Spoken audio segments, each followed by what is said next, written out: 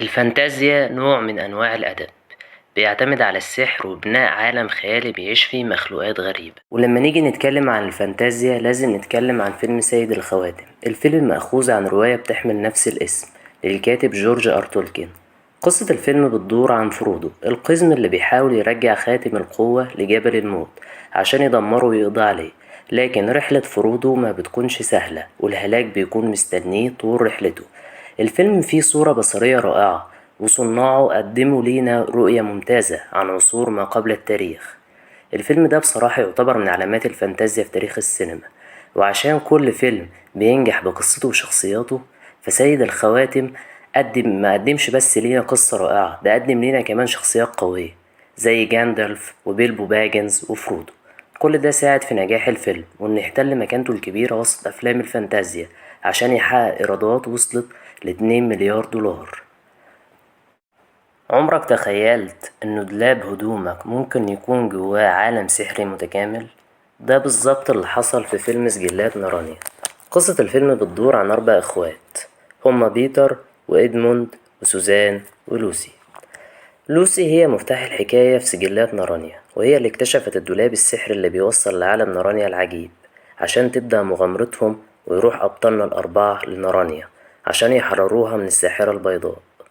الفيلم ده مأخوذ عن رواية بنفس الاسم للكاتب C.S. لويس. الرواية مكونة من 7 أجزاء والفيلم مكون من 3 أجزاء. تالت فيلم معانا هو فيلم هاري بوتر اللي ناس كتير بتصنفه على إنه أفضل عالم سحري في تاريخ السينما، وبصراحة أنا منهم.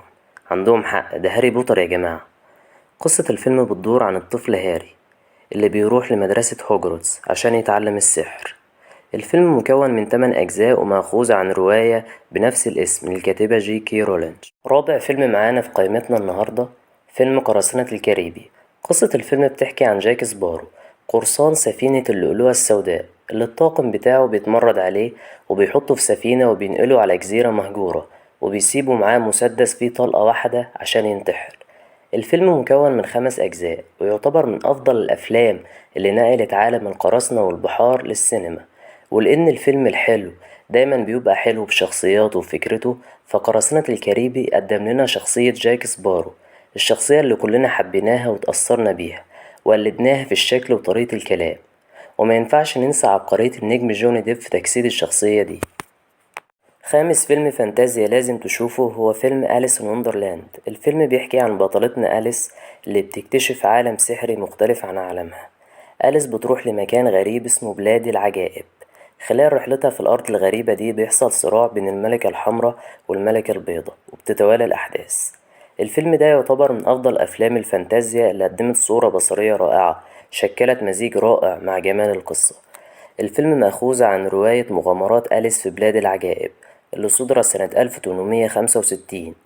الفيلم مكون من جزئين والاتنين أحلى من بعض. تخيل إنك تروح لعالم تاني مختلف عن عالمك وكل ده عن طريق منضاد. ده اللي بيحصل في فيلم أوز ذا جريت أند باورفول. أوسكار بطل فيلمنا ساحر شغال في السيرك. في يوم من الأيام بتحصل مشكلة بينه وبين حد من العمال في السيرك، فبياخد المنضاد بتاعه وبيهرب، لكنه بيروح لمكان تاني خالص مكانش يتخيله. في العالم الغريب ده بتكون موجودة نبوءة عن قدوم ساحر عظيم هيحرر أهل مملكة الزمرد من خطر الساحرة الشريرة. فيا ترى أوسكار هو الساحر ده ولا لأ؟ الفيلم من بطولة جيمس فرانكو وريتشل وايز وميلا كونيس ومأخوذ برضو عن رواية بنفس الاسم. وبكده يكون فيديو النهاردة خلص. لو عجبك الفيديو دوس لايك واشترك في القناة.